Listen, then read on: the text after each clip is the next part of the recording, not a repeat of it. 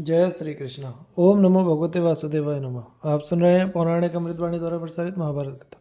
कथा को सुनने के लिए हमारे चैनल को लाइक शेयर और सब्सक्राइब करें। चलिए आगे की कथा प्रारंभ करते हैं। इंद्र द्वारा वृत्रासुर के वध का प्रसंग। राजा युधिष्ठिर ने पूछा, दादाजी, अतुलित तेजस्वी वृत्रासुर की धर्मनिष्ठा धन्य है तथा उसके अतुलित विज्ञान और विष्णु भक्ति भी धन्यवाद के योग्य है। भरतश्रेष्ठ, ऐसे प्रभावशाली वृत्र को इंद्र ने किस प्रकार मारा था और उन दोनों का युद्ध किस प्रकार हुआ था, यह प्रसंग सुनने के लिए मेरे मन में बड़ा कौतूहल है। कृपया उसका विस्तार से वर्णन कीजिए। भीष्म जी बोले, राजन, पुराने समय की बात है। देवराज इंद्र रथ पर सवार होकर देवताओं के साथ वृत्रासुर से युद्ध करने के लिए चले। उन्होंने अपने सामने पर्वत के समान विशालकाय वृत्र को खड़ा देखा। वह 500 योजन ऊंचा और 300 योजन मोटा था। वृत्रासुर का ऐसा विशाल डीलडौल, जो त्रिलोकी के लिए भी दुर्जय था, देखकर देवता लोग डर गए और बहुत ही घबराने लगे। यह देखकर इंद्र की जांघें भी सुन्न पड़ गईं। आखिर युद्ध ठनी गया और दोनों ओर से रणवाद्यों का भीषण नाद होने लगा। देवराज इंद्र और वृत्रासुर की बड़ी कड़ी मुठभेड़ हुई तथा सारा भूमंडल देवता और असुरों की सेना से एवं तलवार, पट्टिश, त्रिशूल, शक्ति, तोमर, मुदगर, तरह तरह की शिला, धनुष, अनेक प्रकार के दिव्य अस्त्र शस्त्र और अग्नि की ज्वालाओं से छा गया। उस अद्भुत युद्ध को देखने के लिए ब्रह्मा आदि देवता, ऋषि, सिद्ध, गंधर्व लोग विमानों पर चढ़कर वहां आ गए। धर्मात्मा वृत्र आकाश में चढ़कर इंद्र पर पत्थर बरसाने लगा। इससे देवताओं को बड़ा क्रोध हुआ। उन्होंने सब ओर से बाण बरसाकर उसकी पत्थरों की वर्षा बंद कर दी, किंतु महाबली वृत्र बड़ा मायावी भी था। उसने माया युद्ध करके इंद्र को मोह में डाल दिया। इससे इंद्र मूर्छित हो गए। तब वशिष्ठ जी ने रथंतर साम द्वारा उन्हें सचेत किया। वशिष्ठ जी कहने लगे, देवराज, तुम सब देवताओं में श्रेष्ठ दैत्य और असुरों का संहार करने वाले और त्रिलोकी के बल से संपन्न हो, फिर इस प्रकार विषाद में क्यों पड़े हो? देखो, तुम्हारे सामने ये ब्रह्मा, विष्णु, शिव, चंद्रमा, सूर्य, अस्त और समस्त महर्षिगण खड़े हुए हैं। अतः तुम सावधान होकर शत्रुओं का संहार करो। भीष्म जी कहते हैं, जब महात्मा वशिष्ठ जी ने इस प्रकार इंद्र को सावधान किया तो उनके शरीर में बड़ा बल आ गया। उन्होंने बुद्धिपूर्वक महायोग से संपन्न हो वृत्र की सारी माया नष्ट कर दी। तब बृहस्पति जी तथा दूसरे महर्षियों ने वृत्रासुर का पराक्रम देखकर महादेव जी के पास जाकर उसके नाश करने के लिए प्रार्थना की। इस पर जगतपति भगवान शंकर के तेज ने भीषण ज्वर होकर वृत्रासुर के शरीर में प्रवेश किया और विश्व की रक्षा करने वाले भगवान विष्णु इंद्र के वज्र में विराजमान हुए। फिर महामती बृहस्पति जी, परम तेजस्वी वशिष्ठ जी तथा अन्य सब महर्षियों ने इंद्र के पास जाकर एक चित्त होकर कहा, देवराज, वृत्र का वध कीजिए। महादेव जी बोले, देवेश्वर, इस वृत्रासुर ने बल प्राप्ति के लिए ही 60,000 वर्ष तक तप किया था और तब इसे ब्रह्मा जी ने वर दिया था। उन्होंने इसे योगियों की सी शक्ति, अद्भुत मायावीपन, महान पराक्रम और विचित्र तेज प्रदान किया है। लो, मेरा तेज तुम्हारे शरीर में प्रवेश करता है। इस समय यह ज्वर के कारण बहुत व्यग्र हो रहा है। ऐसी अवस्था में ही तुम वज्र से इसे मार डालो। इंद्र ने कहा, भगवान, आपकी कृपा से मैं आपके सामने ही इस दुर्जय दैत्य को मार डालूंगा। राजन, जब वृत्रासुर के शरीर में ज्वर ने प्रवेश किया तो देवता और ऋषियों में बड़ी हर्षध्वनि होने लगी। इधर तीव्र ज्वर से तपे हुए महादैत्य वृत्र ने भी जमाई लेते हुए बड़ी अमानुषी गर्जना की। जमुआई लेते समय ही इंद्र ने उस पर वज्र छोड़ा। उस कालाग्नि के समान परम तेजस्वी वज्र ने उसे तत्काल पृथ्वी पर गिरा दिया। बस देवता लोग सब ओर से हर्षनाद करने लगे। इस प्रकार वृत्र को मरा देखकर परम यशस्वी इंद्र ने विष्णु तेज से व्याप्त वज्र को लिए हुए स्वर्ग में प्रवेश किया। कुरुश्रेष्ठ, इसी समय वृत्र के मृतदेह से महाभयावनी ब्रह्म हत्या प्रकट हुई। वह देवराज इंद्र को खोजने लगी। देवराज स्वर्ग की ओर जा रहे थे। उन्हें पकड़कर ब्रह्म हत्या उनके शरीर में प्रवेश कर गई। ब्रह्म हत्या के डर से घबराकर इंद्र कमलनाल में घुस गए और बहुत वर्षों तक वहीं छिपे रहे। इंद्र ने उसे दूर करने का बहुत प्रयत्न किया, किंतु उससे अपना पिंड ना छुड़ा सके। तब वे पितामह ब्रह्मा के पास गए और उन्हें सिर झुकाकर प्रणाम किया। ब्रह्मा जी ने अपनी मधुर वाणी से ब्रह्म हत्या को शांत किया और फिर उससे कहा, कल्याणी है, देवराज है, तू इसे छोड़ दे, मेरा इतना प्रिय कर और बता, मैं तेरा क्या करूं, तू क्या चाहती है? ब्रह्महत्या ने कहा, आप त्रिलोकी के कर्ता और तीनों लोकों में सम्मानित हैं। जब आप प्रसन्न हैं तो मैं अपनी सभी कामना पूर्ण हुई समझती हूँ। आप ही ने तीनों लोकों की रक्षा के लिए धर्म की मर्यादा बांधी है। यह नियम आपका ही बनाया हुआ है कि जो ब्राह्मण का वध करे उसे ब्रह्म हत्या लगेगी। किंतु अब आपकी ऐसी इच्छा है तो मैं इंद्र को छोड़े देती हूँ। आप मेरे लिए कोई दूसरा स्थान बता दीजिए। ब्रह्मा जी ने ब्रह्म हत्या से कहा, ठीक है, मैं तेरे लिए स्थान निश्चित करता हूँ। फिर उन्होंने उपाय द्वारा ब्रह्म हत्या को इंद्र से दूर किया। उस समय उनके स्मरण करते ही वहाँ अग्निदेव उपस्थित हुए और उनसे बोले, भगवान मुझे क्या आज्ञा है। ब्रह्मा जी ने कहा, मैं इंद्र को पाप मुक्त करने के लिए इस ब्रह्म हत्या के कई विभाग करता हूँ, उनमें से एक चतुर्थांश तुम ग्रहण करो। अग्नि ने कहा, प्रभु ठीक है, मुझे आपकी आज्ञा शिरोधार्य है, किंतु मुझसे इस पाप की निवृत्ति कैसे होगी, इतना मैं जानना चाहता हूँ। ब्रह्मा जी बोले, अग्नि, यदि किसी स्थान पर प्रज्वलित अवस्था में तुम्हारे पास आकर कोई पुरुष अज्ञानवश बीज, औषधि या रसों से तुम्हारा पूजन नहीं करेगा तो तुरंत ही तुम्हारी ब्रह्म हत्या उसमें प्रवेश कर जाएगी। ब्रह्मा जी के ऐसा कहने पर अग्नि ने उनकी बात मान ली और ब्रह्म हत्या के 1/4 भाग ने उसमें प्रवेश किया। इसके पश्चात पितामह ने वृक्ष, तृण और औषधियों को बुलाकर उनसे भी वही बात की। इस पर वे कहने लगे, त्रिलोकीनाथ, आपकी आज्ञा से हम ब्रह्म हत्या के चतुर्थांश को ग्रहण करेंगे, किंतु आप इससे हमारे छुटकारे का उपाय भी तो सोचिए। ब्रह्मा जी बोले, जो पुरुष पुण्य तिथियों पर वृक्ष आदि काटेगा यह उसी के पीछे लग जाएगी। तब वृक्ष आदि ने उनकी बात स्वीकार कर ली और उनका यथावत पूजन करके अपने अपने स्थान को चले गए। फिर ब्रह्मा जी ने अप्सराओं को बुलाकर उनसे मधुर वाणी में कहा, सुंदरियों, यह ब्रह्म हत्या इंद्र के पास आई है, सो मेरे कहने से इसका चतुर्थांश तुम ग्रहण कर लो। अप्सराओं ने कहा, देवेश्वर, आपकी आज्ञा से हम इसको ग्रहण करने के लिए तैयार हैं, किंतु इससे हमारे छुटकारे के समय का भी विचार करने की कृपा करें। ब्रह्मा जी बोले, तुम निश्चिंत रहो, जो पुरुष रजस्वला स्त्री के साथ समागम करेगा उसी के पास यह चली जाएगी। तब सब अप्सराएं ब्रह्मा जी की आज्ञा शिरोधार्य कर अपने अपने स्थानों पर जाकर विहार करने लगी।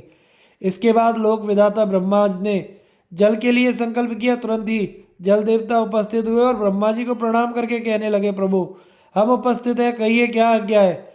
ब्रह्मा ने कहा, देखो, यह ब्रह्म हत्या वृत्र के शरीर से निकलकर इंद्र के पास आई है, सो मेरी आज्ञा से इसका 1/4 भाग तुम ग्रहण करो। जल ने कहा, लोकेश्वर, आप जैसा कहते हैं हमें स्वीकार है, किंतु इससे हमारे निस्तार का समय भी तो निश्चित कर दीजिए। ब्रह्मा जी बोले, जो मनुष्य अपनी बुद्धि की मंदता से जल में थूक, खकार या मलमूत्र डालेगा तो मैं छोड़कर यह उसी पर चली जाएगी और उसी में रहने लगेगी। भीष्म जी कहते हैं, राजन, इस प्रकार इंद्र को छोड़कर ब्रह्महत्या ब्रह्मा जी के बताए हुए भिन्न भिन्न स्थानों में चली गई। इसके बाद ब्रह्मा जी की आज्ञा से इंद्र ने अश्वमेघ यज्ञ किया। महाराज, इस तरह देवराज शक्र ने अपनी सूक्ष्म बुद्धि से काम लेकर उपाय पूर्वक वृत्रासुर का वध किया था। जो लोग पुण्य तिथियों पर ब्राह्मणों की सभा में इस दिव्य कथा को सुनेंगे उन्हें किसी प्रकार का पाप नहीं लगेगा। इस प्रकार मैंने तुम्हें वृत्रासुर के प्रसंग से यह इंद्र का अद्भुत चरित्र सुना दिया। अब तुम क्या सुनना चाहते हो? दक्ष यज्ञ विध्वंस। जन्मजय ने पूछा, वैशंपायन जी, वैवस्वत मनवंतर में प्रचेता के पुत्र प्रजापति दक्ष का अश्वमेघ यज्ञ किस प्रकार नष्ट हुआ? सुना है पार्वती देवी को दुखित जानकर भगवान शंकर दक्ष पर कुपित हो गए थे। फिर उन्हें प्रसन्न करके दक्ष ने किस तरह अपना यज्ञ पूर्ण किया, मैं इस प्रसंग को जानना चाहता हूँ। आप ठीक ठीक बताने की कृपा करें। वैशंपायन जी ने कहा, राजन, पुराने समय की बात है। हिमालय के पास गंगद्वार में जहाँ ऋषियों और सिद्धों का निवास था, प्रजापति दक्ष ने अपना यज्ञ आरंभ किया। नाना प्रकार के वृक्ष और लताएं उस स्थान की शोभा बढ़ा रही थी। धर्मात्माओं में श्रेष्ठ दक्ष वहाँ ऋषियों की मंडली से घिरे बैठे थे। उस समय पृथ्वी, अंतरिक्ष और स्वर्गलोक में रहने वाले मनुष्य तथा देवता आदि हाथ जोड़कर उनकी सेवा में उपस्थित हुए। दानव, पिशाच, सर्प, राक्षस, हाहा, हूहू, तुम्बरू, विश्वावसु तथा विश्वसेन आदि गंधर्व, संपूर्ण अप्सराएं, आदित्य, वसु, रुद्र, साध्य और मरुदगण के साथ इंद्र आदि देवता यज्ञ में भाग लेने के लिए पधारे थे। सोमपा, आज्यपा आदि पितर, ऋषि तथा ब्रह्मा जी का भी शुभागमन हुआ। इन सब के अतिरिक्त जरायुज, अंडर, स्वदेज, उद्दिज 4 प्रकार के जीव भी वहाँ आमंत्रित हुए। देवता लोग अपनी स्त्रियों के साथ विमान पर बैठकर आते समय प्रज्वलित अग्नि के समान शोभा पा रहे थे। महामुनि दधीची भी वहाँ मौजूद थे। उन्होंने देखा, देवता और दानव आदि समाज तो खूब जुटा हुआ है, परंतु भगवान शंकर नहीं दिखाई देते। जान पड़ता है कि उनका आह्वान नहीं किया गया। यह सोचकर वे क्रोध में भर गए और बोले, सज्जनों, जिसमें भगवान शिव की पूजा नहीं होती वह ना यज्ञ है ना धर्म, इसलिए इस यज्ञ को भी यज्ञ नहीं कहा जा सकता। इसमें बड़ा भयंकर विनाश होने वाला है, किंतु मोहवश किसी को दिखाई नहीं देता। यह कहकर महायोगी दधीची ने ध्यान लगाकर देखा तो उन्हें भगवान शंकर और वरदायिनी पार्वती देवी का दर्शन हुआ। उनके पास ही देवर्षि नारद भी दिखाई पड़े। इससे उनको बहुत संतोष हुआ। तत्पश्चात दधीची ने यह विचार किया, ये सब लोग एकमत हो गए हैं, इसी से इन्होंने महादेव जी को निमंत्रण नहीं दिया है। यह बात ध्यान में आते ही वे यज्ञशाला से अलग हो गए और दूर जाकर कहने लगे, जो पूजनीय पुरुष की पूजा न करके अपूज्य का पूजन करता है उसे नर हत्या के समान पाप लगता है। मैंने आज तक कभी झूठ नहीं कहा और आगे भी नहीं कहूँगा। इतने देवता और ऋषियों के बीच में सच्ची बात बता रहा हूँ। भगवान शंकर संपूर्ण जगत की सृष्टि करने वाले, समस्त जीवों के रक्षक तथा सबके स्वामी हैं। तुम सब लोग देखना, वे इस यज्ञ में अग्रभोक्ता के रूप में उपस्थित होंगे। मैं जानता हूँ कि सबकी सलाह से ही उन्हें आमंत्रित नहीं किया गया है, किंतु मेरी समझ में भगवान शंकर से बढ़कर कोई भी देवता नहीं है। यदि यह सत्य है तो दक्ष के इस विशाल यज्ञ का विध्वंस हो जाएगा। दक्ष ने कहा, महर्षि देखिए, विधि पूर्वक मंत्र से पवित्र हुई यह हवि सुवर्ण के पात्र में रखिए। इसे मैं भगवान विष्णु को अर्पण करूंगा, जिनकी कहीं भी समता नहीं है। वे ही प्रभु समर्थ, विभु, व्यापक और आहवनीय यज्ञ भाग समर्पण करने योग्य हैं। दूसरी ओर कैलाश पर पार्वती देवी बहुत उदास होकर भगवान शंकर से कह रही थी, मैं कौन सा दान, व्रत या तप करूं जिसके प्रभाव से मेरे पतिदेव को यज्ञ का आधा या तिहाई भाग अवश्य प्राप्त हो। क्षोभ में भरकर इस प्रकार बोलती हुई पत्नी की बात सुनकर भगवान शंकर ने प्रसन्न होकर कहा, देवी, मैं संपूर्ण यज्ञों का ईश्वर हूँ। मेरे विषय में कैसी बात कहनी चाहिए यह तुम नहीं जानती। जिनका चित्र एकाग्र नहीं है, जो असाधु पुरुष है, उन्हें मेरे स्वरूप का ज्ञान नहीं होता। इस समय इंद्र आदि देवताओं के साथ ही तीनों लोग मोह में पड़े हुए हैं। यज्ञ में प्रस्तोता लोग मेरी ही स्तुति करते हैं। सामगान करने वाले ब्राह्मण रथंतर साम के रूप में मेरी ही महिमा का क्या गायन करते हैं। वेद वेदता पुरुष मेरा ही यजन करते और ऋत्विज लोग मुझे ही यज्ञ में भाग देते हैं। देवेश्वरी, यह सब मैं अपनी प्रशंसा के लिए नहीं कहता।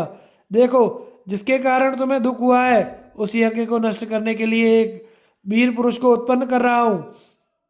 प्राणों से भी अधिक प्यारी उमा से ऐसी बातें कहकर भगवान महेश्वर ने अपने मुख से एक भयंकर भूत प्रकट किया, जिसको देखते ही रोंगटे खड़े हो जाते थे। फिर उन्होंने उसे आज्ञा दी, दक्ष का यज्ञ नष्ट कर दो।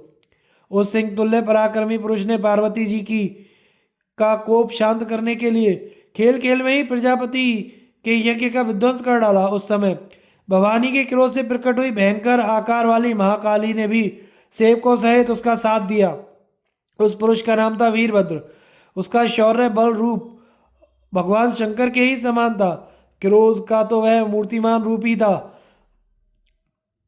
उसके बल, वीर्य, पराक्रम की कोई सीमा नहीं थी। जब उसे यज्ञ विध्वंस करने की आज्ञा मिली उस समय उसने सबसे पहले भगवान शंकर को प्रणाम किया। उसके बाद अपने शरीर के रोम रोम से रौम्य नामक गण प्रकट किए, जो रुद्र के समान भयंकर, शक्तिशाली और पराक्रमी थे। वे महाकाय वीरगण सैकड़ों और हजारों की टोलियां बनाकर बड़ी तेजी के साथ यज्ञ विध्वंस करने के लिए टूट पड़े। उस समय उनकी किलकारियों से आसमान गूंजने लगा। उनके महान कोलाहल सुनकर देवता थर्रा उठे, पर्वतों के टुकड़े टुकड़े हो गए, धरती डोलने लगी और समुद्र में तूफान आ गया। इतना ही नहीं, सूर्य, ग्रह, तारे, नक्षत्र तथा चंद्रमा भी फीके पड़ गए। चारों ओर अंधेरा छा गया।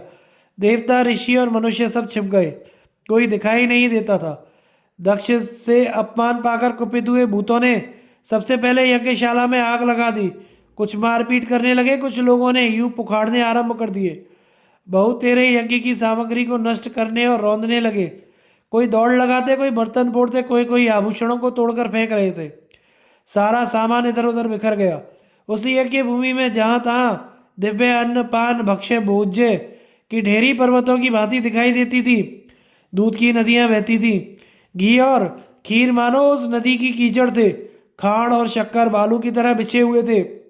इनके सिवा और भी बहुत से खाने पीने के योग्य पदार्थों का संग्रह किया गया था। उन सबको कालाग्नि के समान भयंकर रुद्रगण अपने तरह तरह के मुखों द्वारा खाते पीते लूटते और फेंकते थे। देवताओं को डराते और उद्विग्न करते हुए वे भांति भांति के खिलवाड़ कर रहे थे। इस प्रकार भयानक कर्म करने वाले वीरभद्र ने उस यज्ञ को सब ओर से नष्ट कर डाला। तत्पश्चात समस्त प्राणियों को डराने वाली भयंकर गर्जना की। उस समय ब्रह्मा आदि देवताओं तथा प्रजापति दक्ष ने हाथ जोड़कर पूछा, आप कौन हैं? वीरभद्र बोला, हम दोनों शिव और पार्वती नहीं हैं, मेरा नाम है वीरभद्र। मैं भगवान रुद्र के कोप से प्रकट हुआ हूँ तथा यह है भद्रकाली। भगवती उमा के क्रोध से इसका प्रादुर्भाव हुआ है। देवाधिदेव शंकर की आज्ञा से हम दोनों इस यज्ञ का नाश करने के लिए यहाँ आए थे। विप्रवर, तुम उमानाथ भगवान शिव की शरण लो, क्योंकि उनका क्रोध भी दूसरों के वरदान से अच्छा है।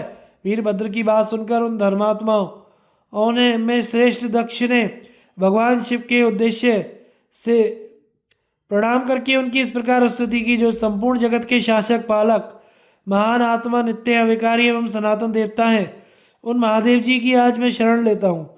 दक्ष के इतना कहते ही हजारों सूर्यों के समान तेज धारण किए देवेश्वर भगवान शिव सहसा अग्निकुंड से प्रकट हुए और हंसकर बोले, ब्राह्मण बताओ, मैं तुम्हारा कौन सा प्रिय कार्य करूं?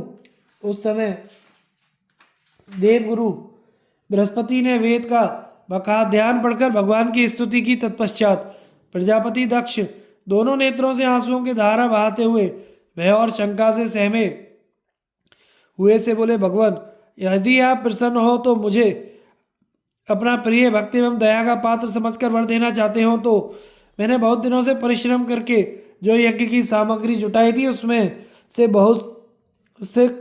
बहुत कुछ आपके गणों द्वारा खा पी कर नष्ट भ्रष्ट किया जा चुका है। यह सब व्यर्थ ना जाए, उसके द्वारा इस यज्ञ की पूर्ति हो जाए, यही कृपा कीजिए। भगवान ने तथास्तु कहकर दक्ष की प्रार्थना स्वीकार कर ली। दक्ष प्रजापति का भगवान शिव की स्तुति करना। वैशंपायन जी कहते हैं, तदनंतर दक्ष प्रजापति ने भगवान शंकर के सामने दोनों घुटने जमीन पर टेक दिए और अनेकों नामों द्वारा उनकी स्तुति की। युधिष्ठिर ने पूछा, तात जिन नामों से दक्ष ने भगवान शिव का स्तवन किया था उन्हें सुनने की इच्छा हो रही है, कृपया सुनाइए। भीष्म जी ने कहा, युधिष्ठिर अद्भुत पराक्रम करने वाले देवादिदेव शिव के प्रसिद्ध और अप्रसिद्ध सभी तरह के नाम मैं तुम्हें सुना रहा हूँ, सुनो। दक्ष बोले, देव देवेश्वर आपको नमस्कार है। आप देववैरी दानवों की सेना का संहारक, देवराज इंद्र की भी शक्ति को स्तंभित करने वाले हैं। देवता और दानव सबने आपकी पूजा की है। आप सहस्त्रों नेत्रों से युक्त होने के कारण सहस्राक्ष हैं। आपकी इंद्रियां सबसे विलक्षण अर्थात परोक्ष विषय को ग्रहण करने वाली हैं, इसलिए आप आपको विरूपाक्ष कहते हैं। आप त्रिनेत्रधारी हैं, इसलिए त्रियक्ष कहलाते हैं। यक्षराज कुबेर के भी आप प्रिय इष्टदेव हैं। आपके सब ओर हाथ और पैर हैं, सब ओर आँख मुंह और मस्तक हैं और सब ओर कान है। संसार में जो कुछ है सबको आप व्याप्त करके स्थित है। शंकुकर्ण, महाकर्ण, कुंभकर्ण, अर्णवालय, गजेंद्र कर्ण, गोकर्ण, पाणिकर्ण, ये 7 पार्षद आपके ही रूप हैं। इन सब के रूप में आपको नमस्कार है। आपके सैकड़ों उदर, सैकड़ों आवर्त और सैकड़ों जिह्वाएं होने के कारण आप शतोदर, शतावर्त, शत जिह्वे के नाम से प्रसिद्ध हैं। आपको प्रणाम है। गायत्री का जप करने वाले आपकी ही महिमा का गान करते हैं और सूर्योपासक सूर्य के रूप में आपकी ही आराधना करते हैं। मुनि आपको ब्रह्मा मानते हैं और याज्ञिक इंद्र ज्ञानी महात्मा आपको संसार से परे तथा आकाश के समान व्यापक समझते हैं। समुद्र और आकाश के समान महत्व स्वरूप धारण करने वाले महेश्वर जैसे गौशाला में गौएं निवास करती हैं, उसी प्रकार आपकी भूमि, जल, वायु, अग्नि, आकाश, सूर्य, चंद्रमा एवं यजमान रूप 8 मूर्तियों में संपूर्ण देवताओं का वास है। मैं आपके शरीर में चंद्रमा, अग्नि, वरुण, सूर्य, विष्णु, ब्रह्मा और बृहस्पति को भी देख रहा हूँ। आप ही के कारण कार्य, प्रयत्न और करण रूप है। सत और असत पदार्थ आप ही से उत्पन्न हुए हैं और आप ही में लीन हो जाते हैं। आप सबके उद्भव, जन्म का कारण होने से भव, संहार करने के कारण शर्व, रु अर्थात पाप को दूर करने के से रुद्र, वरदाता होने से वरद, पशुओं के पालक होने के कारण पशुपति कहलाते हैं। आपने अंधकासुर का वध किया है, इससे आपको अंधक घाती कहते हैं। आपको बारंबार नमस्कार है। आप 3 जटा और 3 मस्तक धारण करने वाले हैं। आपके हाथ में त्रिशूल शोभा पा रहा है। आप त्र्यंबक त्रिनेत्रधारी तथा त्रिपुर विनाशक हैं, आपको प्रणाम है। क्रोधवश प्रचंड रूप धारण करने से आपका नाम चंड है। आपके उदर में संपूर्ण जगत उसी भांति स्थित है जैसे कुंडे में जल, इसीलिए आपको कुंड कहते हैं। आप ब्रह्मांड स्वरूप ब्रह्मांड को धारण करने वाले तथा दंडधारी हैं। समकर्ण अर्थात सबकी समान भाव से सुनने वाले हैं। दंड धारण करके माथ मुड़ाए रहने वाले सन्यासी भी आपके ही स्वरूप हैं, आपको प्रणाम है। बड़ी बड़ी दाढ़ें और ऊपर की ओर उठे हुए केश धारण करने वाले आपको नमस्कार है। आप ही विशुद्ध ब्रह्म हैं और आप ही जगत के रूप में विस्तृत हैं। रजोगुण को अपनाने पर विलोहित तथा तमोगुण का आश्रय लेने पर आप धूम्र कहलाते हैं। आपकी ग्रीवा में नीले रंग का चिन्ह है, इसलिए आपको नीलग्रीव कहते हैं। हम आपको प्रणाम करते हैं, आपके समान कोई दूसरा नहीं है। आप नाना प्रकार के रूप धारण करते हैं और परम कल्याण में शिव स्वरूप हैं। आप ही सूर्य मंडल और उसमें प्रकाशित होने वाले सूर्य हैं। आपकी ध्वजा और पताका पर सूर्य का चिन्ह है, आपको नमस्कार है। प्रमथ गणों के अधीश्वर भगवान शिव आपको प्रणाम है। आपके कंधे पर वृषभ के कंधों के समान भरे हुए हैं। आप सदा पिनाक धनुष धारण किए रहते हैं। शत्रुओं का दमन करने वाले दंड स्वरूप हैं। किरात वेश में विचरते समय आप भोजपत्र और वल्कल वस्त्र धारण करते हैं। हिरण्य स्वर्ण को उत्पन्न करने के कारण आपको हिरण्य गर्भ कहते हैं। हिरण्य के कवच और मुकुट धारण करने से आप हिरण्य कवच तथा हिरण्य चूट के नाम से प्रसिद्ध हैं। हिरण्य के आप अधिपति हैं, आपको सादर नमस्कार है। जिनकी स्तुति हो चुकी है, हो रही है और जो स्तुति करने योग्य हैं वे सब आपके ही स्वरूप हैं। आप सर्वभक्षी और सब भूतों के अंतरात्मा हैं, आपको सादर प्रणाम है। आप ही होता, आप ही मंत्र, आपकी ध्वजा और पताका का रंग श्वेत है, आपको नमस्कार है। आपकी नाभि से संपूर्ण जगत का आविर्भाव होता है। आप संसार चक्र के नाभि स्थान केंद्र और आवरण के भी आवरण हैं, आपको हमारा प्रणाम है। आपकी नासिका पतली है, इसलिए आपको कृशनास कहलाते हैं। आपके अवयव कृश होने से आपको कृशांग तथा शरीर दुबला होने से कृश कहते हैं। आप आनंद मूर्ति अति प्रसन्न रहने वाले किलकिल शब्द स्वरूप, आपको नमस्कार है। आप समस्त प्राणियों के भीतर शयन करने वाले अंतर्यामी पुरुष हैं। प्रलय काल में योग निद्रा का आश्रय लेकर सोने वाले और सृष्टि के प्रारंभ में कल्पांत निद्रा से जागने वाले हैं। आप ब्रह्म रूप से सर्वत्र स्थित और काल रूप से सदा दौड़ने वाले हैं। मूड मुड़ाए हुए सन्यासी और जटाधारी तपस्वी भी आपके ही स्वरूप है, आपको प्रणाम है। आपका तांडव नृत्य बराबर चलता रहता है। आप मुंह से श्रृंगी आदि बाजे बजाने में निपुण हैं। कमल पुष्प की भेंट लेने को उत्सुक रहते हैं और गाने बजाने में मस्त रहा करते हैं, आपको नमस्कार है। आप अवस्था में सबसे ज्येष्ठ और गुणों में भी सबसे श्रेष्ठ हैं। आपने ही बलाभिमानी इंद्र का मानमर्दन किया था। आप काल के भी नियंता और तथा सर्वशक्तिमान है। महाप्रलय और अवान्तर प्रलय आपके ही स्वरूप हैं, आपको मेरा प्रणाम है नाथ। आपकी अट्टहास दुंदुभी की भांति भयंकर है। आप भीषण व्रतों को धारण करने वाले हैं। 10 भुजाओं से सुशोभित होने वाले और उग्र मूर्तिधारी, आपको हमारा नमस्कार है। आप हाथ में कपाल लिए रहते हैं, चिता का भस्म आपको बहुत प्यारा है। भगवान भीम, आप भयंकर होते हुए भी निर्भय हैं तथा शम आदि उत्तम व्रतों का पालन करते रहते हैं, आपको हमारा प्रणाम है। आप वीणा के प्रेमी तथा वृष्टिकर्ता, वृश्य, धर्म की वृद्धि करने वाले, गोवृष, नंदी तथा वृष, धर्म आदि नामों से प्रसिद्ध हैं। कटंकट, नित्य गतिशील, दंड, शासक, पचपच, संपूर्ण भूतों को पकाने वाले भी आप ही के नाम हैं, आपको नमस्कार है। आप सबसे श्रेष्ठ वर स्वरूप और वरदाता है। उत्तम माल्य गंध वस्त्र धारण करते हैं तथा भक्त को इच्छा अनुसार उससे भी अधिक वरदान देते हैं, आपको प्रणाम है। रागी और विरागी दोनों जिसके स्वरूप हैं, जो ध्यान परायण रुद्राक्ष की माला धारण करने वाले, कारण रूप से सब में व्याप्त और कार्य रूप से पृथक पृथक दिखाई देने वाले हैं और जो संपूर्ण जगत को छाया धूप प्रदान करते हैं, उन भगवान शंकर को नमस्कार है। घोर अघोर और घोर से भी घोर तर रूप धारण करने वाले तथा शिव शांत अत्यंत शांत स्वरूप में दर्शन देने वाले भगवान शिव को प्रणाम है। एक पाद अनेक नेत्र एक मस्तक वाले आपको प्रणाम है। भक्तों को दी हुई छोटी से छोटी वस्तु के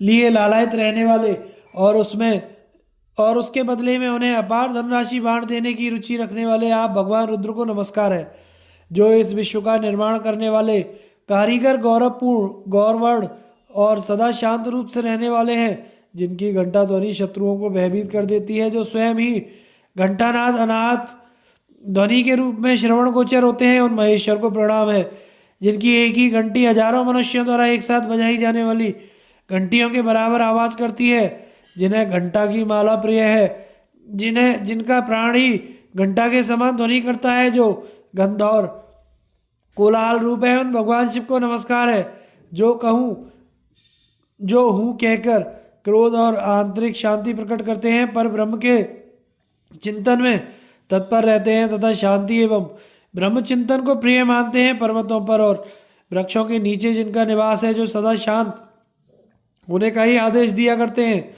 उन महादेव जी को प्रणाम है, जो जगत का तरण करने वाले यज्ञ यजमान हुत हवन और प्रहुत अग्नि रूप है। उन शंकर जी को नमस्कार है, जो यज्ञ के निर्वाहक दमनशील तपस्वी और ताप देने वाले हैं। नदी के किनारे तथा नदीपति समुद्र जिनके अपने ही स्वरूप हैं, उन भगवान शिव को प्रणाम है। अन्नदाता अन्नपति अन्न भोक्ता के रूप महेश्वर को नमस्कार है, जिनके सहस्त्रों मस्तक सहस्त्रों चरण सहस्त्रों शूल तथा सहस्त्रों नेत्र हैं, जो बाल सूर्य के भांति दैदीप्यमान और बालक का रूप धारण करने वाले हैं। उन शंकर जी को प्रणाम है, अपने बाल अनुचरों के रक्षक, बालकों के साथ खेलने वाले, वृद्ध लुब्ध शुद्ध और क्षोभ में डालने वाले आपको प्रणाम है। आपके केश गंगा की तरंगों से अंकित तथा मुंज के समान है। आप ब्राह्मणों के 6 कर्म अध्ययन अध्यापन यजन याजन दान तथा प्रतिग्रह से संतुष्ट रहते और स्वयं अध्ययन यजन और दान रूप 3 कर्मों का अनुष्ठान किया करते हैं। आपको मेरा नमस्कार है। आप वर्ण और आश्रमों के भिन्न भिन्न कर्मों का विधिवत विभाग करने वाले, स्तवन करने योग्य घोष स्वरूप तथा कलकल ध्वनि है। आपको बारंबार प्रणाम है। आपके नेत्र श्वेत पीले और काले और लाल रंग के हैं। आप प्राणवायु को जीतने वाले, दंड रूप से प्रजा को नियमों में रखने वाले, ब्रह्मांड रूपी घटक को फोड़ने वाले और कृष शरीर धारण करने वाले हैं। आपको नमस्कार है। धर्म अर्थ काम मोक्ष देने के विषय में आपकी कीर्ति कथा वर्णन करने योग्य है। आप सांख्य स्वरूप सांख्य योगियों में प्रधान तथा सांख्य शास्त्र को प्रवृत्त करने वाले हैं। आपको प्रणाम है। आप रथ पर बैठकर तथा बिना रथ के भी घूमने वाले हैं। जल अग्नि वायु तथा आकाश इन चारों मार्गों पर आपके रथ की गति है। आप काले मृग चर्मों को दुपट्टे की भांति ओढ़ने वाले और सर्वरूप यज्ञोपवीत धारण करने वाले हैं। आपको प्रणाम है। ईशान आपका शरीर वज्र के समान कठोर है। हरिकेश आपको नमस्कार है। व्यक्त स्वरूप परमेश्वर आप त्रिनेत्रधारी हैं तथा अंबिका के स्वामी हैं। आपको नमस्कार है। आप काम स्वरूप कामनाओं को पूर्ण करने वाले, कामदेव के नाशक, तृप्त अतृप्त का विचार करने वाले, सर्वस्वरूप सब कुछ देने वाले, सबके संहारक और संध्या काल के समान लाल रंग वाले हैं। आपको प्रणाम है। महान मेघों की घटा के सामने श्याम वर्ण वाले महाकाल आपको नमस्कार है। आपका श्री विग्रह स्थूल जीर्ण जटाधारी तथा वल्कल और मृग चर्म धारण करने वाला है। आप दैदीप्यमान सूर्य और अग्नि के समान ज्योतिर्मयी जटा से सुशोभित हैं। वल्कल और मृग चर्म आपके ही वस्त्र हैं। आप सहस्त्रों सूर्य के समान प्रकाशमान हैं और सदा तपस्या में संलग्न रहने वाले हैं। आपको प्रणाम है। आप जगत को मोह में डालने वाले तथा गंगा की सैकड़ों लहरों को धारण करने वाले हैं। आपके मस्तक पर बाल सदा गंगा जल से भीगे रहते हैं। आप चंद्रावर्त चंद्रमा को बारंबार क्षय वृद्धि के चक्कर में डालने वाले, युगावर्त युगों का परिवर्तन करने वाले और मेघावर्त वायु रूप से मेघों को घुमाने वाले हैं। आपको नमस्कार है। आप ही अन्न अन्नाद भोक्ता अन्नदाता अन्न भोजी अन्न सृष्टा पाचक पक्वान्न भोजी तथा पवन एवं अग्नि रूप में देव देवेश्वर जरायु जंडस स्वदेज तथा उद्दिज ये 4 प्रकार के प्राणी आप ही हैं। आप ही चराचर जीवों की सृष्टि और संहार करने वाले हैं। ब्रह्मवेत्ताओं में श्रेष्ठ ज्ञानी पुरुष आपको ही ब्रह्म ज्ञानियों का ब्रह्म कहते हैं। ब्रह्मवादी विद्वान आप ही को मन का परम कारण आकाश वायु तेज ऋक साम तथा प्रणव बतलाते हैं। सुरश्रेष्ठ सामगान करने वाले वेदवेत्ता पुरुष हाई हाई हुबा हाई हाबू हाई आदि उच्चारण करते हुए निरंतर आपकी ही महिमा का गायन करते हैं। यजुर्वेद और ऋग्वेद आपके ही स्वरूप है, आप ही अवश्य हैं। वेद और उपनिषदों की स्तुतियों द्वारा आप ही की महिमा का बखान होता है। ब्राह्मण, क्षत्रिय, वैश्य, शूद्र तथा निम्न वर्ण के लोग भी आप ही के स्वरूप हैं। मेघों की घटा, बिजली, गर्जन, गड़गड़ाहट भी आप ही हैं। संवत्सर, ऋतु, मास, पक्ष, युग, निमेष, काष्ठा, नक्षत्र, ग्रह, कला भी आपके ही रूप हैं। वृक्षों में प्रधान वट, अश्वत्थ आदि, पर्वतों में शिखर, वन जंतुओं में व्याघ्र, पक्षियों में गरुड़, सर्पों में अनंत, समुद्रों में क्षीर सागर, यंत्रों अस्त्रों में धनुष, शस्त्रों में वज्र तथा व्रतों में सत्य भी आप ही हैं। आप ही इच्छा, द्वेष, राग, मोह, क्षमा, अक्षमा, व्यवसाय, धैर्य, लोभ, काम, क्रोध, जय, पराजय हैं। आप गदा, बाण, धनुष, खाटका, पाया, झर्झर नामक अस्त्र धारण करने वाले हैं। आप ही क्षेता, छेदन करने वाले, भेदता, भेदन करने वाले, प्राणता, प्रहार करने वाले, नेता, मनता, मनन करने वाले तथा पिता हैं। 10 प्रकार के धर्म, अर्थ और काम भी आप ही हैं। गंगा आदि नदियाँ, समुद्र, गढ़ा, तालाब, लता, बल्ली, दृढ़, औषधि, पशु, मृग, पक्षी, द्रव्य, कर्म, समारंभ तथा फूल और फल देने वाले काल भी आप ही हैं। आप देवताओं के आदि अंत हैं। गायत्री मंत्र और ओंकार स्वरूप हैं। हरित, रोहित, नील, कृष्ण, सम, अरुण, कद्रु, कपिल, कपोत, कबूतर के समान तथा मेचक, श्याम मेघ के समान है। ये 10 प्रकार के रंग भी आप ही के हैं, स्वरूप हैं। आप वर्ण रहित होने के कारण अवर्ण और अच्छे वर्ण होने से स्वर्ण कहलाते हैं। आप वर्णों के निर्माता और मेघ के समान हैं। आपके नाम में सुंदर वर्णों का उपयोग हुआ है, इसलिए आप स्वर्ण नामा है तथा आपको स्वर्ण प्रिय है। आप ही इंद्र, वरुण, यम, कुबेर, अग्नि, उपप्लव, ग्रहण, चित्र, भानु, सूर्य, राहु और भानु हैं। होत्र, स्त्रुवा, होता, हवनीय पदार्थ, हवन क्रिया तथा उसके फल देने वाले परमेश्वर भी आप ही हैं। वेद की त्रिसौपर्ण नामक श्रुतियों में तथा यजुवेंद्र के शतरुद्रीय प्रकरण में जो बहुत से वैदिक नाम हैं, वे सब आप ही के नाम हैं। आप पवित्रों के भी पवित्र और मंगलों के भी मंगल हैं। आप ही गिरिक, अचेतन को चेतन करने वाले, हिंडुक, गमनागमन करने वाले, वृक्ष, संसार, जीव, पुंदल, देह, प्राण, सत्व, रज, तम, अप्रमद, स्त्री रहित, ऊर्ध्वरेता, प्राण, अपान, समान, उदान, व्यान, उन्मेष, निमेष, आंखों को खोलना, मीचना, छींकना और जम्बाई लेना आदि चेष्टाएं हैं। आपकी अग्निमयी दृष्टि लाल रंग की तथा भीतर छिपी हुई है। आपके मुख और उदर महान हैं। रोएं सुई के समान हैं। दाढ़ी मूछ काली है, सिर के बाल ऊपर की ओर उठे हुए हैं। आप चराचर स्वरूप हैं, गाने बजाने के तत्व को जानने वाले हैं। गाना बजाना आपको अधिक प्रिय है। आप मत्स्य, जलचल, जालधारी घड़ियाल हैं, फिर भी अकल बंधन से परे हैं। आप केली कला से युक्त तथा कलह रूप हैं। आप ही अकाल, अतिकाल, दुष्काल तथा काल हैं। मृत्यु, क्षुर, छेदन करने का शस्त्र, कृत्य, छेदन करने योग्य, पक्ष, मित्र, अपक्ष, शयनकर, शत्रु पक्ष का नाश करने वाले भी आप ही हैं। आप मेघ के समान काले, बड़ी बड़ी दाढ़ों वाले और प्रलयकालीन मेघ हैं। घंट, प्रकाशवान, अघंट, अव्यक्त प्रकाश वाले, घटी, कर्म फल से युक्त करने वाले, घंटी, घंटा वाले, चरुचेली, जीवों के साथ क्रीड़ा करने वाले तथा मिली मिली कारण रूप से सब में व्याप्त, ये सब आप ही के नाम हैं। आप ही ब्रह्म अग्नियों के स्वरूप, दंडी, मुंड, त्रिदंडधारी हैं। 4 युग 4 वेद आपके ही स्वरूप हैं तथा 4 प्रकार के होत्र कर्म आपके ही प्रवर्तक हैं। आप चारों आश्रमों के नेता तथा चारों वर्णों की सृष्टि करने वाले हैं। आप ही अक्षप्रिय, धूर्त, गणाध्यक्ष, गणाधिप आदि नामों से प्रसिद्ध हैं। आप रक्त वस्त्र और तथा लाल फूलों की माला पहनते हैं, पर्वत पर शयन करते हैं और गेरुए वस्त्र से प्रेम रखते हैं।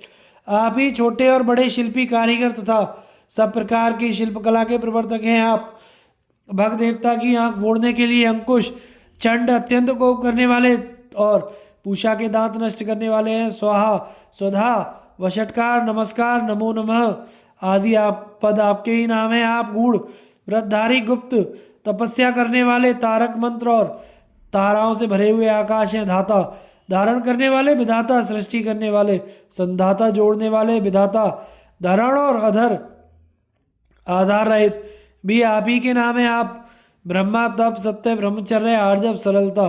भूतात्मा प्राणियों के आत्मा, भूतों की सृष्टि करने वाले, भूत नित्य सिद्ध, भूत भविष्य और वर्तमान की उत्पत्ति के कारण, भूलोक, भुवरलोक, स्वर्लोक, ध्रुव स्थिर, दंत दमनशील और महेश्वर हैं। दीक्षित, यज्ञ की दीक्षा लेने वाले, अदीक्षित, क्षमावान, दुर्दांत, उद्दंड, प्राणियों का नाश करने वाले, चंद्रमा की आवृत्ति करने वाले, मास, युगों की आवृत्ति करने वाले, कल्प, संवर्त, प्रलय तथा संवर्तक, पुनः सृष्टि का संचालन करने वाले भी आप ही हैं। आप ही काम, बिंदु, अणु और स्थूल रूप हैं। आप कनेर के फूल की माला अधिक पसंद करते हैं। आप ही नंदी मुख, भीम मुख, भयंकर मुख वाले, सुमुख, दुर्मुख, अमुख, मुख रहे, चतुर्मुख, बहुमुख, युद्ध के समय शत्रुओं का संहार करने के कारण अग्निमुख, अग्नि के समान मुख वाले हैं। हिरण्यगर्भ, ब्रह्मा, शकुनी, पक्षी के समान असंग, महान सर्पों के स्वामी शेषनाग और विराट भी आप ही हैं।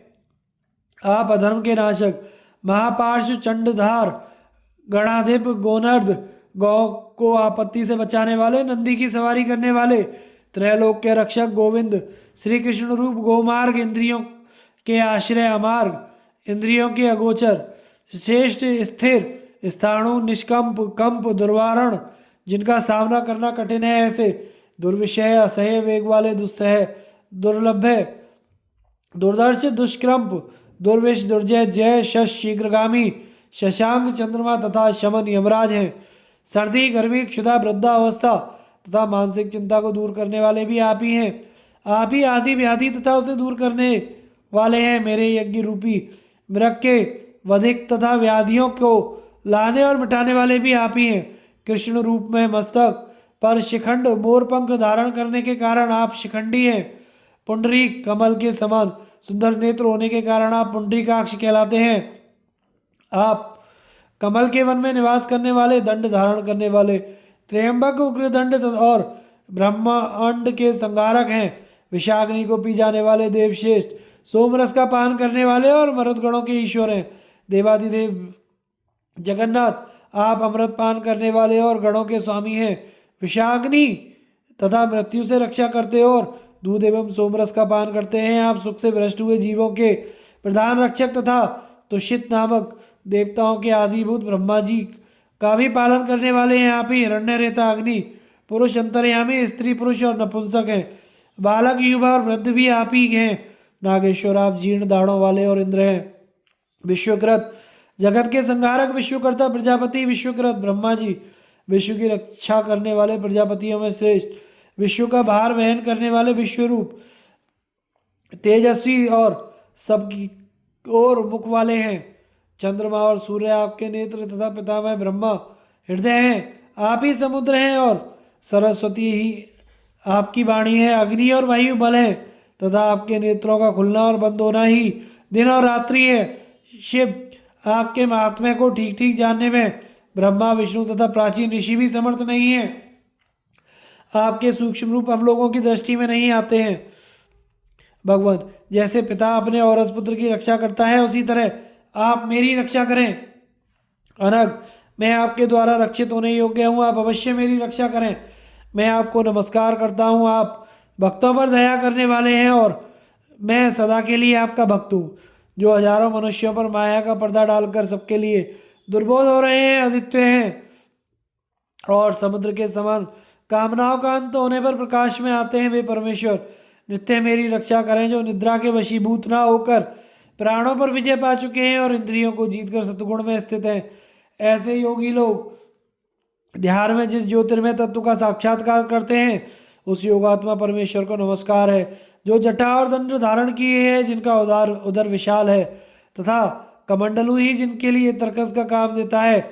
ऐसे ब्रह्मा जी के रूप में विराजमान भगवान शिव को प्रणाम है, जिनके केशों में बादल, शरीर की संधियों में नदियां, उधर में चारों समुद्र हैं। उन जल स्वरूप परमात्मा को नमस्कार है, जो प्रलय काल में उपस्थित होने पर सब प्राणियों का संहार करके एकार्णव के जल में शयन करते हैं। उन जलाशयी भगवान की मैं शरण लेता हूँ, जो रात में राहु के मुख में प्रवेश करके स्वयं चंद्रमा के अमृत का पान करते हैं तथा स्वयं ही राहु बनकर स्वयं सूर्य पर ग्रहण लगाते हैं। वे परमात्मा मेरी रक्षा करें।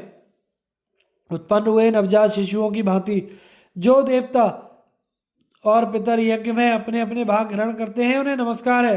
वे स्वाहा और स्वधा के द्वारा अपने भाग प्राप्त कर प्रसन्न हो। जो रुद्र अंगुष्ठ मात्र जीव के रूप में संपूर्ण देहधारियों के भीतर विराजमान है, वे सदा मेरी रक्षा करें और वृद्धि करें। जो देह के भीतर रहते हुए स्वयं न रोकर देहधारियों को ही रुलाते हैं, स्वयं हर्षित न होकर उन्हें ही हर्षित करते हैं, उन सबको मैं नमस्कार करता हूँ। नदी, समुद्र, पर्वत, गुहा, वृक्षों की जड़, गौशाला, दुर्गम पथ, वन, चौराहे, सड़क, चौतरे, किनारे, हस्तिशाला, अश्वशाला, रथशाला, पुराने बगीचे, जीर्ण गृह, पंच भूत, दिशा विदिशा, चंद्रमा, सूर्य तथा उनकी किरणों में, रसातल में और उससे भिन्न स्थानों में भी जो अधिष्ठाता देवताओं के रूप में व्याप्त हैं, उन सबको मैं बारंबार नमस्कार करता हूँ। जिनकी संख्या, प्रमाण और रूप की इयत्ता नहीं है, जिनके गुणों की गिनती नहीं हो सकती, उन रुद्रों को भी मैं नमस्कार करता हूँ। आप संपूर्ण भूतों के जन्मदाता, सबके पालक और संहारक हैं तथा आप ही समस्त प्राणियों की अंतरात्मा है। नाना प्रकार के दक्षिणाओं वाले यज्ञों द्वारा आप ही का यजन किया जाता है, आप ही सबके कर्ता हैं। इसीलिए मैंने आपको अलग निमंत्रण नहीं दिया। अथवा देव, आपकी सूक्ष्म माया से मैं मुंह में पड़ गया था, इस कारण निमंत्रण देने में भूल हुई। भगवान, मैं भक्ति भाव के साथ आपकी शरण में आया हूँ, इसलिए मुझ पर प्रसन्न होइए। मेरा हृदय, मेरी बुद्धि और मेरा मन सब आप में समर्पित है। इस प्रकार महादेव जी की स्तुति करके प्रजापति दक्ष चुप हो गए। तब भगवान शिव ने बहुत प्रसन्न होकर दक्ष से कहा, उत्तम व्रत का पालन करने वाले दक्ष, तुम्हारे द्वारा की हुई स्तुति से मैं बहुत संतुष्ट हूँ। अधिक क्या कहूँ, तुम मेरे निकट निवास करोगे प्रजापते। मेरे प्रसाद से तुम्हें 1000 अश्वमेघ तथा 1 सहस्त्र वाजपेयी यज्ञ का फल मिलेगा। तदनंतर लोकनाथ भगवान शिव ने प्रजापति को सांत्वना देते हुए कहा, दक्ष, इस यज्ञ में जो विघ्न डाला गया है, इसके लिए तुम खेद ना करना। मैंने पहले कल्पों में भी तुम्हारे यज्ञों का विध्वंस किया है। यह घटना पूर्व कल्प के अनुसार ही हुई है सुब्रत। मैं पुनः तुम्हें वरदान देता हूँ, इसे स्वीकार करो और प्रसन्न वदन और एकाग्रचित होकर मेरी बात सुनो। मैंने पूर्व काल में षडंग वेद, सांख्य योग, तर्क से निश्चित करके देवता और दानवों के लिए भी दुष्कर तप का अनुष्ठान किया था। उसका नाम है पाशुपत व्रत। वह कल्याण में व्रत मेरा ही प्रकट किया हुआ है।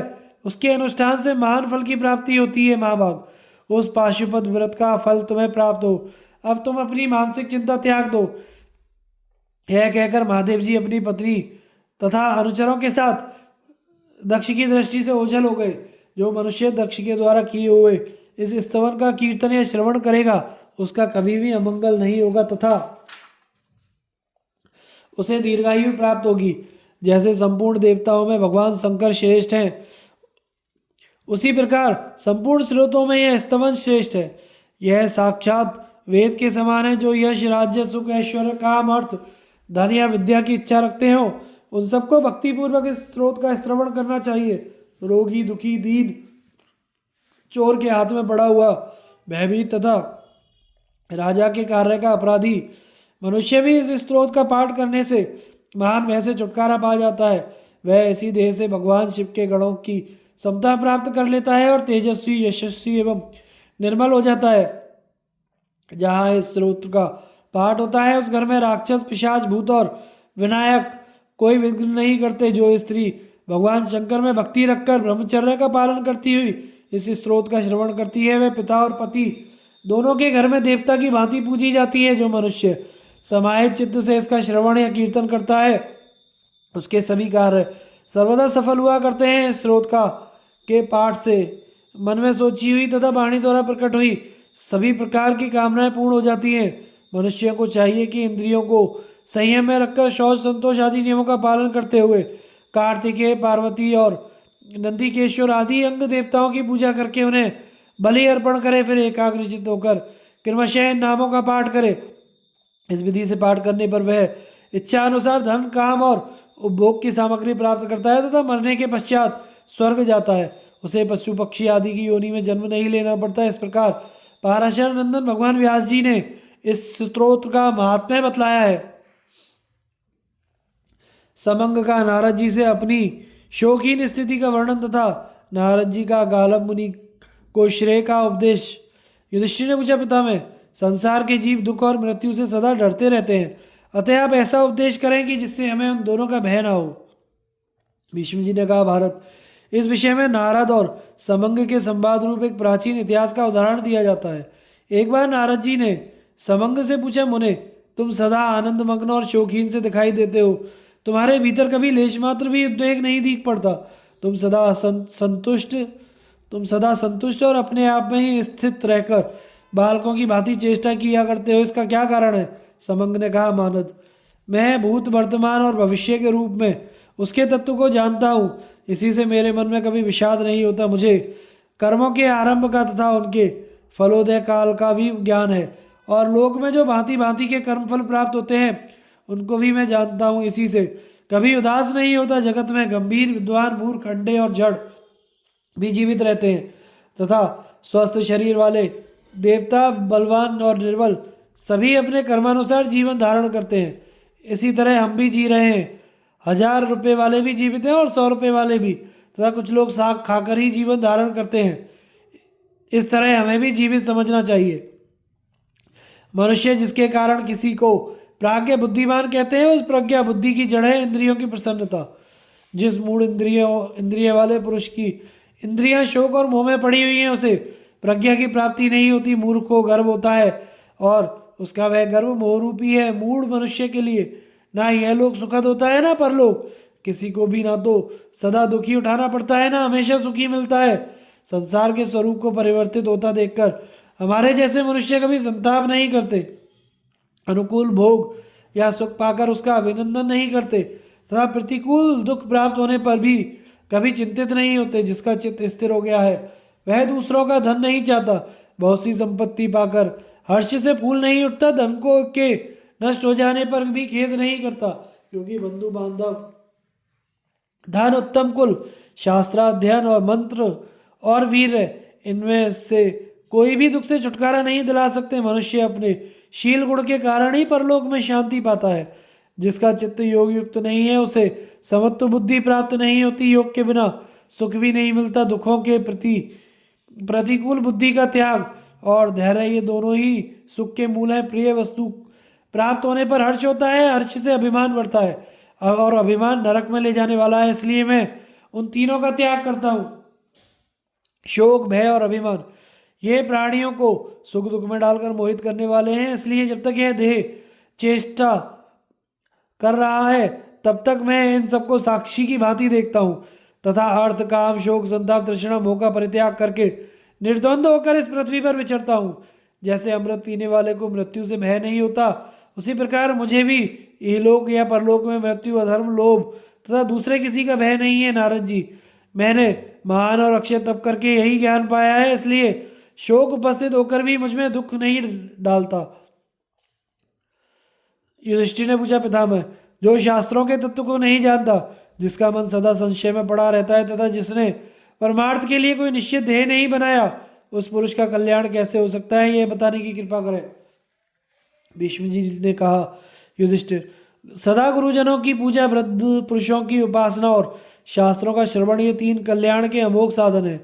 इस विषय में भी देवर्षि नारद और महर्षि गालव के संवाद रूप प्राचीन इतिहास का उदाहरण दिया जाता है। एक समय गालव मुनि ने कल्याण प्राप्ति की इच्छा से ज्ञानानंद से परिपूर्ण एवं मन को सदा वश में रखने वाले देवर्षि नारद के पास जाकर उनसे इस प्रकार प्रश्न किया, भगवान, आप उत्तम गुणों से युक्त और ज्ञानी हैं, तथा मैं आत्म तत्व से अनभिज्ञ एवं मूढ़ हूँ, अतः आप मेरे संदेह को दूर करें। शास्त्रों में बहुत से कर्तव्य कर्म बताए गए हैं, किंतु वे मेरे लिए एक से हैं। उनमें से जिसके अनुष्ठान से मेरी ज्ञान में प्रवृत्ति हो सकती है, उसका मैं निश्चय नहीं कर पाता, उसे आप ही निश्चय करके बता दें। सभी आश्रम भिन्न भिन्न कर्तव्यों की ओर दृष्टि दिलाते हैं, तथा यह श्रेष्ठ है, यह श्रेष्ठ है, ऐसा कहते हुए वे सब लोगों से अपने ही सिद्धांतों की श्रेष्ठता का प्रतिपादन करते हैं।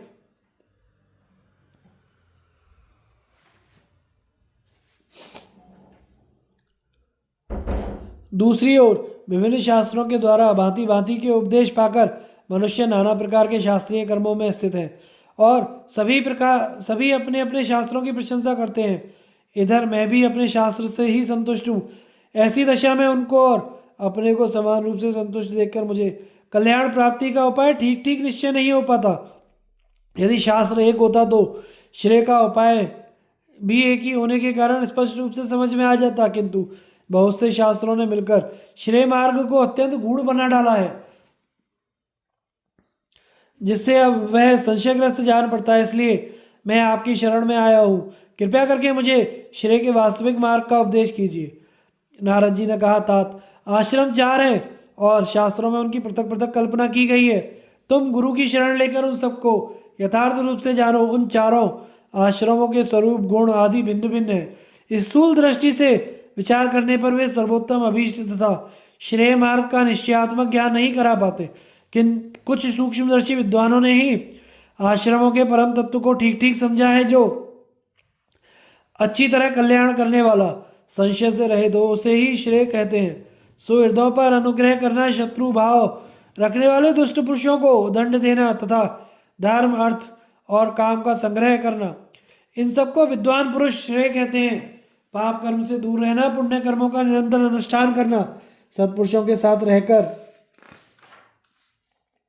सदाचार का ठीक ठीक पालन करना, संपूर्ण प्राणियों के प्रति कोमल और व्यवहार में सरल होना, मीठी वाणी बोलना, देवताओं और पितरों तथा अतिथियों को उनका भाग देना तथा भरण पोषण करने योग्य व्यक्तियों को त्याग ना देना, यह श्रेय का निश्चित साधन है। सत्य बोलना भी श्रेष्ठकर है, किंतु सत्य को यथार्थ रूप से जानना कठिन है। मैं तो उसे ही सत्य कहता हूँ जिससे प्राणियों का अत्यंत हित होता हो। अहंकार का त्याग, प्रमाद को रोकना, संतुष्ट होना, अकेले रहकर धर्म का पालन करना, धर्माचरण पूर्वक वेद और वेदांतों का स्वाध्याय तथा उनके सिद्धांतों को जानने की इच्छा कल्याण का अमोघ साधन है। जिसे कल्याण प्राप्ति की इच्छा हो उस मनुष्य को शब्द रूप रस स्पर्श गंध इन विषयों का अधिक सेवन नहीं करना चाहिए। रात में घूमना, दिन में सोना, आलस्य, चुगली, गर्भ, अधिक परिश्रम करना तथा परिश्रम से बिल्कुल दूर रहना, ये सब बातें श्रेय चाहने वाले के लिए त्याज्य हैं। दूसरों की निंदा करके अपनी श्रेष्ठता सिद्ध करने का प्रयत्न ना करें। साधारण मनुष्यों की अपेक्षा जो अपने में विशेषता है वह उत्तम गुणों के द्वारा ही प्रकट होनी चाहिए। गुणहीन मनुष्य ही अधिकतर अपनी तारीफ के पुल बांधा करते हैं। वे अपने में गुणों की कमी देखकर दूसरों गुणवान पुरुषों के दोष बताकर उन पर आक्षेप किया करते हैं। यदि कहीं वे कुछ पड़ जाएं तो घमंड में आकर अपने को महापुरुषों से भी अधिक गुणी मानने लगे, किंतु जो दूसरे किसी की निंदा तथा अपनी प्रशंसा नहीं करता, ऐसा सर्वगुण संपन्न विद्वान ही महान यश का भागी होता है। फूलों की पवित्र एवं मनोहर सुगंध बिना बोले ही महक कर अनुभव में आ जाती है तथा सूर्य भी बिना कुछ कहे ही आकाश में सबके समक्ष प्रकाशित होता है। इसी प्रकार संसार में बहुत सी ऐसी वस्तुएं हैं जो बोलती नहीं किंतु अपने यश से प्रकाशित होती रहती हैं। मूर्ख मनुष्य केवल अपनी प्रशंसा करने से ही संसार में ख्याति नहीं पा सकता, किंतु विद्वान पुरुष गुफा में छिपा रहे तो भी उसकी सर्वत्र प्रसिद्धि हो जाती है। बुरी बात जोर जोर से कही जाए तो भी वह शांत हो जाती है, अर्थात लोक में उसका आदर नहीं होता, किंतु अच्छी बात धीरे से कहने पर भी संसार में प्रकाशित होती रहती है, उसका सबके ऊपर प्रभाव पड़ता है। घमंडी मूर्खों की कही हुई बहुत सी असार बातें उनके दूषित हृदय का ही परिचय देती हैं। इस कारण अच्छे लोग प्रज्ञा ज्ञान की खोज करते रहते हैं। मुझे तो सब प्राणियों के लिए ज्ञान की प्राप्ति ही अच्छी जान पड़ती है। बुद्धिमान पुरुष ज्ञानवान होने के पर भी बिना पूछे किसी को उपदेश ना करे, अन्यायपूर्वक पूछने पर किसी के प्रश्न का उत्तर ना दे, जड़ की भांति चुपचाप बैठा रहे। मनुष्य को सदा धर्म में लगे रहने वाले साधु महात्माओं तथा स्वधर्म परायण उदार पुरुषों के समीप निवास करने का विचार करना चाहिए, जहाँ चारों वर्णों के धर्मों का परस्पर सम्मिश्रण होता हो। वहाँ श्रेय की इच्छा करने वाले पुरुष को नहीं रहना चाहिए। किसी कर्म का आरंभ ना करने वाले और जो कुछ मिल जाए उसी से संतुष्ट रहने वाले पुरुष भी पुण्य आत्माओं के साथ रहने से, पुण्य और पापियों के संसर्ग में रहने से पाप का भागी होता है। जैसे जल और अग्नि के संसर्ग से क्रमशः शीत और उष्ण का स्पर्श अनुभव होता है, उसी प्रकार पुण्य आत्मा और पापियों के संग से पुण्य एवं पाप दोनों का संयोग हो जाता है। भिक्षासी, भृत्य वर्ग और अतिथि आदि को भोजन कराने के बाद भोजन करने वाले पुरुष रसास्वादन की ओर दृष्टि ना रख करके भोजन ही करते हैं, किंतु अपनी रसना का विषय समझकर स्वादु अस्वादु का विचार रखते हुए भोजन करते हैं। उन्हें कर्म पाश में बंधे हुए ही समझना चाहिए। जहाँ ब्राह्मण अन्याय पूर्वक प्रश्न करने वाले पुरुषों को धर्म का उपदेश करता हो आत्मज्ञानी को उस देश का परित्याग कर देना चाहिए जहाँ के लोग बिना किसी आधार के ही विद्वानों पर दोषारोपण करते हो। वहाँ कौन रहेगा? यहाँ लालची मनुष्यों ने प्राय धर्म की मर्यादा तोड़ डाली हो उस देश को कौन नहीं त्याग देगा, परंतु जहाँ लोग मात्सर्य और शंका से रहित होकर धर्माचरण करते हो वहाँ पुण्यशील महात्माओं के पास अवश्य निवास करना चाहिए। जिस देश में मनुष्य धर्म के लिए धर्म का अनुष्ठान करते हैं वहाँ कभी ना रहे, क्योंकि वहाँ के निवासी पापी होते हैं। जहाँ जीवन रक्षा के लिए लोग पाप कर्म से जीविका चलाते हो, जहाँ राजा और उसके सेवक में कोई अंतर ना हो, तथा जहाँ के मनुष्य अपने कुटुंबी जनों के पहले ही भोजन कर लेते हो, उस राष्ट्र को ज्ञानी पुरुष त्याग दें। जहाँ धर्म में श्रद्धा रखने वाले सनातन धर्मी श्रोत्रिय ब्राह्मण ही यज्ञ कराने और पढ़ाने का कार्य करें तथा उन्हीं लोगों को पहले भोजन कराया जाता हो, उस देश में निवास करना उचित है। जहाँ स्वाहा अग्निहोत्र स्वधा श्राद्ध तथा वषटकार इंद्रियाग का भली भांति अनुष्ठान होता हो, जहाँ लोग बिना मांगे ही भिक्षा देते हो, जहाँ दुष्टों को दंड दिया जाता और साधु पुरुषों का सम्मान किया जाता है, वो वहाँ पुण्यशील महात्माओं के बीच निवास करना चाहिए। जो जितेंद्रिय पुरुषों पर क्रोध और साधु महात्माओं के प्रति अत्याचार करते हैं, उन लोभी और उद्दंड पुरुषों को जिस देश में अत्यंत कठोर दंड दिया जाता हो तथा जहाँ का राजा सदा धर्मपरायण होकर धर्मानुसारी राज्य का पालन करता हो और संपूर्ण कामनाओं का स्वामी संपत्तिमान होकर भी विषय भोग से विमुख रहता हो, वहाँ बिना विचारे ही निवास करना चाहिए, क्योंकि राजा के शील स्वभाव जैसा होते हैं वैसी ही प्रजा भी होती है। वह अपने कल्याण के समय उपस्थित होने पर अपनी प्रजा का भी कल्याण करता है। तात तुम्हारे प्रश्न के अनुसार मैंने श्रेय मार्ग का संक्षेप में वर्णन कर दिया, विस्तार से तो आत्मकल्याण की परिगणना हो ही नहीं सकती। इस प्रकार की वृत्ति से रहकर जीविका चलाता और प्राणियों के हित में मन लगाए रहता है, उस पुरुष को स्वधर्म रूप तप के अनुष्ठान में इस लोक में ही परम कल्याण प्राप्त हो। अरिष्टि ने भी कहा, राजा सगर को मोक्ष का उपदेश। युधिष्ठिर ने पूछा, पितामह मेरे जैसे राजा किस प्रकार योग युक्त होकर पृथ्वी पर का पालन कर सकता है तथा किन गुणों से युक्त होने पर वह आसक्ति के बंधन से छुटकारा पा सकता है? भीष्म जी ने कहा। इस विषय में राजा सगर के प्रश्न करने पर अरिष्टि नेमी ने जो उत्तर दिया वह प्राचीन इतिहास तो मैं सुनाऊंगा। सगर ने पूछा, ब्राह्मण श्रेय प्राप्ति का सर्वोत्तम उपाय क्या है? क्या करने से मनुष्य को इस लोक में परम सुख मोक्ष की प्राप्ति हो सकती है? किस तरह शोक और क्षोभ से पिंड छूट सकता है, मुझे यह जानने की इच्छा है। भीष्म जी कहते हैं, सगर इस प्रकार पूछने पर समस्त शास्त्रवेत्राओं में श्रेष्ठ तार्क्ष अरिष्टि नेमी ने उनमें दैवी संपत्ति के गुण जानकर उनको इस प्रकार उत्तम उपदेश दिया। सगर संसार में मोक्ष का सुख यही वास्तविक सुख है, परंतु जो धन और धान्य के उपार्जन में व्यग्र और पुत्र और पशुओं में आसक्त रहा है, उस मूर्ख मनुष्य को यथार्थ का ज्ञान नहीं होता। जिसकी बुद्धि विषयों में आसक्त है उसका मन अशांत रहता है। ऐसे पुरुष की चिकित्सा करनी कठिन है। स्नेह बंधन में बंधे हुए अज्ञानी का मोक्ष नहीं हो सकता। अब मैं तुम्हें स्नेह के बंधनों का परिचय देता हूँ, सुनो। समझदार मनुष्य को ये बातें कान लगाकर और ध्यान देकर सुननी चाहिए। तुम न्यायपूर्वक इंद्रियों का विषय अनुभव करके उनसे अलग हो जाओ और आनंद के साथ विचरते रहो।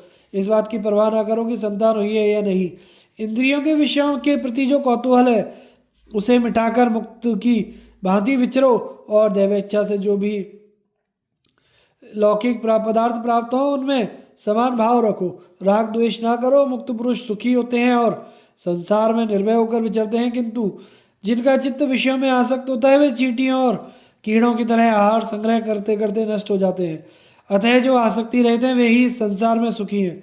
आसक्त मनुष्यों का तो नाश ही होता है। यदि तुम्हारी बुद्धि मोक्ष में लगी हुई है तो तुम्हें स्वयंजनों के लिए ऐसी चिंता नहीं करनी चाहिए, ये मेरे बिना कैसे रहेंगे। प्राणी स्वयं जन्म लेता है, स्वयं बढ़ता है, स्वयं ही सुख दुख तथा मृत्यु को प्राप्त होता है, स्वयं पूर्व जन्मों के कर्मों अनुसार ही भोजन वस्त्र तथा अपने माता पिता के द्वारा संग्रह किया हुआ धन प्राप्त करता है। संसार में जो कुछ मिलता है वह पूर्वकृत कर्मों के फल के अतिरिक्त कोई वस्तु नहीं है। भूमंडल के समस्त जीव अपने कर्मों से सुरक्षित होकर जगत में विचरते हैं और विधाता ने उनके प्रारब्ध के अनुसार जो कुछ भोग नियत कर दिया है उसे प्राप्त करते हैं। जो स्वयं ही शरीर की दृष्टि से मिट्टी का लौंदा परतंत्र तथा अस्थिर है वह स्वजनों की रक्षा तथा और पोषण करने का अभिमान क्यों करता है? तुम देखते हो और बचाने का भारी से भारी यत्न भी करते हो, तो भी जब मौत तुम्हारे स्वजन को मारे बिना नहीं छोड़ती तो तुम्हारी क्या ताकत है? इस बात पर स्वयं विचार करो। तुम्हारे ये सगे संबंधी जीवित भी रहे और इनके भरण पोषण का कार्य समाप्त भी ना हुआ हो, तब भी तुम एक दिन में इन्हें छोड़कर मर जाओगे। अथवा जब कोई स्वजन मरकर इस लोक से चला जाएगा, उस समय वहां वह सुखी होगा या दुखी, इस बात को तुम नहीं जान सकोगे। अतः इस पर स्वयं विचार करो, तुम मर जाओ या जीवित रहो, तुम्हारे कुटुंब का प्रत्येक मनुष्य अपने अपने कर्म का ही फल भोगेगा। ऐसा जानकर तुम्हें कल्याण साधन में लग जाना चाहिए।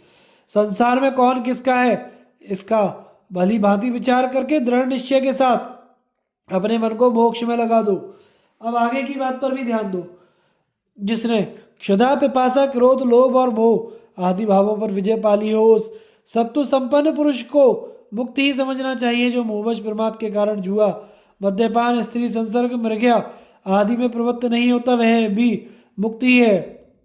जो सदा योग युक्त होकर स्त्री में आत्मदृष्टि ही रखता है, उसे भोग्य बुद्धि से नहीं देखता, वही यथार्थ मुक्त है। जो प्राणियों के जन्म, मृत्यु और कर्मों के तत्वों को ठीक ठीक जानता है, वह इस संसार में मुक्ति है। जो हजारों और करोड़ों गाड़ी अन्न में से एक प्रस्त शेर भर को ही पेट भरने के पर्याप्त समझता है, उससे अधिक संग्रह नहीं करना चाहता, तथा बड़े बड़े महल में भी मांस बिछाने भर की जगह को ही अपने लिए आवश्यक मानता है, वह मुक्त हो जाता है। थोड़े से लाभ में ही संतुष्ट रहता है, जिसे माया के अद्भुत भाव छू नहीं सकते, जिसके लिए पलंग और भूमि की शैया एक सी है, जो रेशमी वस्त्र, कुश के बने कपड़े, ऊनी वस्त्र, वलकल को समान भाव से देखता है, संसार को पांच भौतिक समझता है, तथा जिसके लिए सुख दुख, लाभ हानि, जय पराजय, इच्छा द्वेष और भय उद्वेग बराबर हैं, वह सर्वथा मुक्ति है। जो इस देह को रक्त, मल, मूत्र तथा बहुत से दोषों का खजाना समझता है और इस बात को कभी नहीं भूलता कि बुढ़ापा आने पर झुर्रियां पड़ जाएंगी, बाल पक जाएंगे, देह दुबला पतला और सौंदर्यहीन हो जाएगा, कमर भी झुक जाएगी, पुरुषार्थ नष्ट हो जाएगा, आंखों से सूझ नहीं पड़ेगा, कान बहरे हो जाएंगे, प्राण शक्ति क्षीण हो जाएगी, वह पुरुष मोक्ष प्राप्त करता है। ऋषि, देवता और असुर सब इस लोक से परलोक को चले गए। हजारों प्रभावशाली राजाओं को पृथ्वी छोड़कर जाना पड़ा है। इस बात को जो सदा याद रखता है, वह मुक्त हो जाता है। संसार में धन दुर्लभ है और क्लेश सुलभ। कुटुंब के पालन पोषण में भी यहाँ बहुत कष्ट उठाना पड़ता है। इतना ही नहीं, गुणहीन संतान तथा विपरीत गुणों वाले मनुष्यों से भी पाला पड़ता है। इस प्रकार संसार में अधिकांश कष्ट ही दिखाई देता है। यह जानकर भी कौन मनुष्य मोक्ष का आदर नहीं करेगा। शास्त्रों के अवलोकन से ज्ञानवान होकर जो संपूर्ण मानव जगत को असार समझता है, वह सब प्रकार से मुक्त है। मेरे इस वचन को सुनने के पश्चात तुम्हारी बुद्धि गृहस्थ आश्रम में स्थिर हो या संन्यास आश्रम में, वहां ही रहकर मुक्त की भांति आचरण करो। राजा सगर अरष्टी नेमी के उपयुक्त उपदेश को सुनकर मोक्षोपयोगी गुणों से युक्त हो प्रजा का पालन करने लगे। आगे की कथा का प्रसारण हम अगले भाग में करेंगे। धन्यवाद।